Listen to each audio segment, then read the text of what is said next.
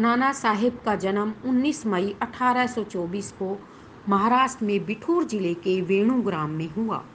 उनका मूल नाम धोंडूपंत था। इनके पिता पेशवा बाजीराव द्वितीय ने नाना राव को अपना दत्तक पुत्र स्वीकार किया था। उन्होंने ही उनकी शिक्षा दीक्षा का ध्यान रखा। बचपन में उन्होंने हाथी, घोड़े की सवारी, तलवार चलाना सीख लिया। इसके अलावा उन्हें कई भाषाएं सिखाई गईं। सन 1851 को पेशवा का स्वर्गवास हो गया। अंग्रेजों के भारत में बढ़ते वर्चस्व के कारण नाना साहिब परेशान थे।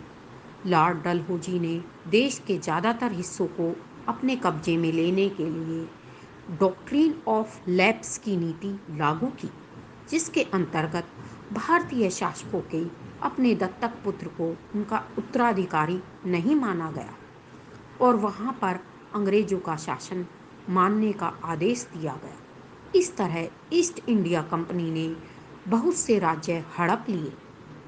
बाजीराव पेशवा को 8 लाख रुपए पेंशन के रूप में दिए जाते थे।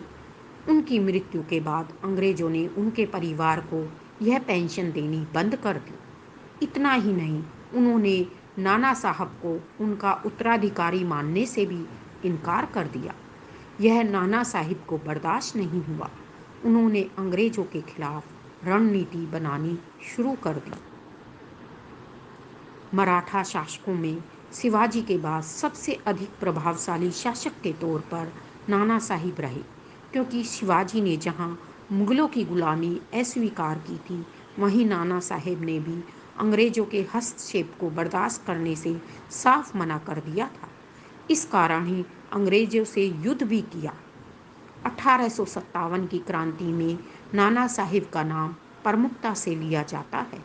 उनके प्रभाव से ही कानपुर और अवध से लेकर दिल्ली तक की क्रांति को सही दिशा मिली थी।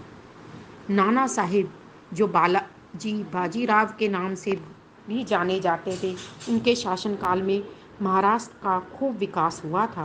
अंग्रेजों को भारत से खदेड़ने में भी उनका महत्वपूर्ण योगदान रहा।